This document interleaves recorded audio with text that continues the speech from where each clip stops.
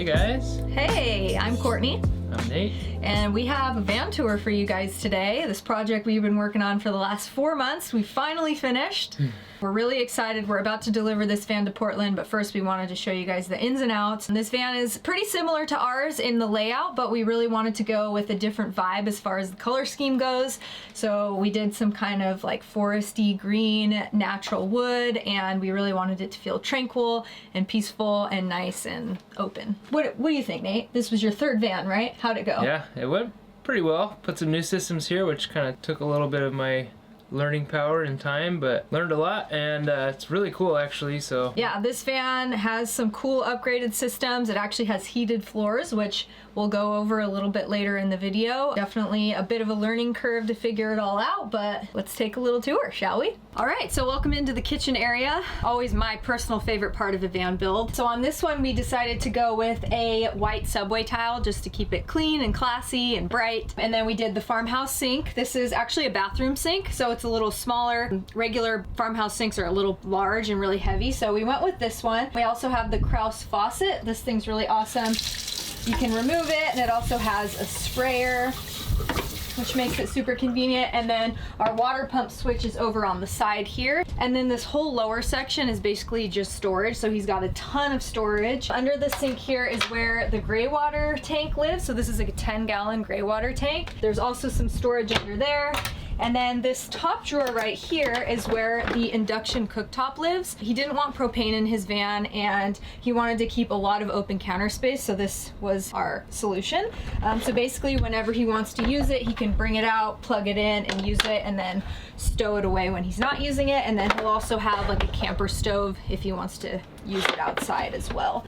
So yeah, everything down here is storage, and then same thing with up above. This will all be kind of like kitchen storage. We use the Southco latches and knobs, so you basically just push it, pops out, and then you can open it, and then the latch to keep it closed is attached, so it's really easy. And then we also use the gas arms to keep them open. So as for lighting, we have a couple different zones in here. We have the under cabinet LEDs. These are controlled separately front to back, so we have the back and then the front. So if he's cooking and someone's over here sleeping, you can kind of control the lights like that. And then we have puck lights overhead, and the switch to that is right here. And then we have the same thing going on the other side. We have the under cabinet LEDs, and the switch for that is right here. And these are on sliders, so you can dim them. They just add a nice little ambiance. okay, show you the outside of the van here. Got a lot of windows, and they're all sliding windows, so you could open all of them. They're from Van Windows Direct, and they're all installed with urethane. There's no clamps or screws or anything. And we got 300 watts of solar on the roof. They're Eclipse Renogy panels, 100 watts each, all tied in series, and made a rack out of aluminum square tubing, and used the factory mounting points to attach them. And then our client had an existing rack. We just shortened it up a bit to fit the solar panels in the back. And then there's a MaxxAir fan on the roof as well. So welcome to the back section. We've got a couple features back here to show you guys. First, we have our little outdoor shower hookup. So you just plug in your faucet and you can have an outdoor shower. You can just string a curtain or however you want to do it. And then we put a vent here. There's a vent in the front as well. Basically, we just wanted the warm air from the heater to be able to circulate toward these back doors. So this is all open in the center here. And then this right here, we decided to do a little table that pulls out. It could be a table, or you could use it as storage. So we put some lids on it, and you can open both of these separately, or you can take both of these out, remove this, and then you have a big long storage area. And this is on some pretty heavy duty drawer slides, and then we just have the latches here that hold it in place nice and securely. And then we also did an AC outlet on the back here, just in case he wants to hang out outside, charge his laptop, anything like that. All right, so in this van we have a queen size bed. It's just a bit short of a queen size bed from side to side. We decided to go with the convertible layout, so we can change this into a little dinette setup, which we'll show you in a little bit. But we actually have 8 inches of memory foam here, so the bed is actually super comfortable. We wanted to have kind of an open walkway in the center, similar to what we have in ours, so we'll show you what it looks like when we convert it.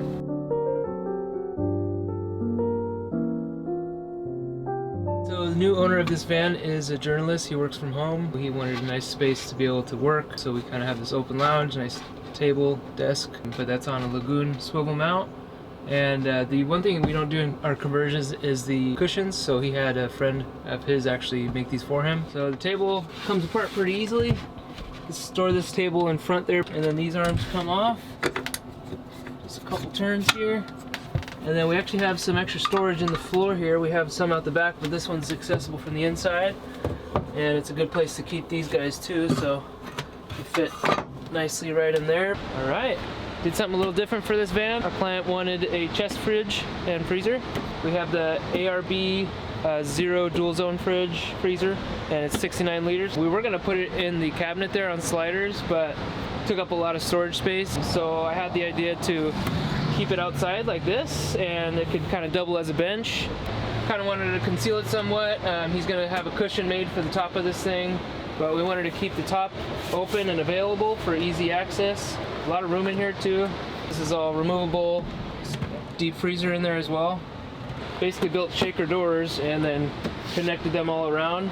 In order to get access to the tie downs and the controls on the fridge, we left the shaker doors open on the top rail with the panel attached. So that's removable, and this holds it down to the floor with their tie down system with some steel brackets on the bottom there. Functional and makes it look nice too. So the doors on these ProMasters, or maybe all vans, but specifically this door is super heavy and hard to close, and you kind of have to go like this to really get it fully closed. So we did this in our van, and we thought it would be a good idea to add it in this one too, to add a little handle right here. So when you're closing it, you can just kind of grab onto it and yank it closed. So if you have a ProMaster, I would highly recommend putting a handle right here. It makes it a lot easier to close. All right, show you some of the controls we have over here.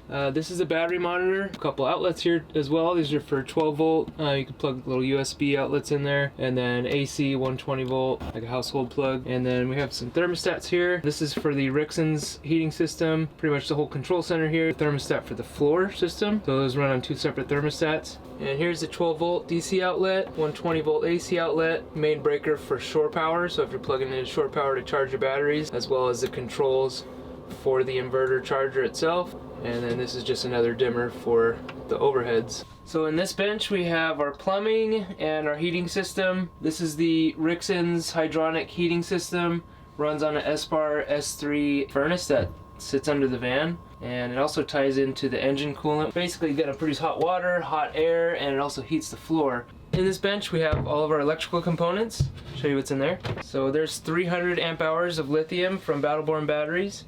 We also have solar coming in from the roof, running through this MPPT charge controller from Victron.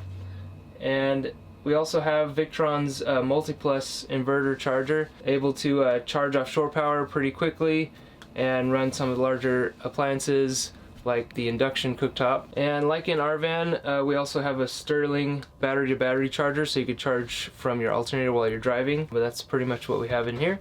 Let's move on. Okay, so in this cabinet right here, we have kind of our bathroom type situation. So this drawer is basically just a bunch of storage. So you could put maybe his toiletries and whatnot in here. And then in this little cabinet is where we have our toilet. So you just slide it out, and we have the Nature's Head composting toilet. This toilet's awesome. We love it, highly recommend it. But we wanted to have it in a drawer that slides out, but also have a nice little door on it. So this is kind of what we came up with to make it nice and sturdy and tucked away.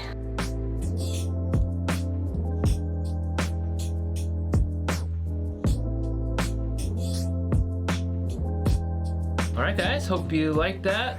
We sure do. Yeah, thanks so much for watching. If you guys want to check out our van tour, you can click here. Otherwise, Put one there? Yeah. Cool. Click here. We also documented a little bit of this build process, so you guys can check out those videos as well. Basically, we really want to empower people to learn how to do vans on their own.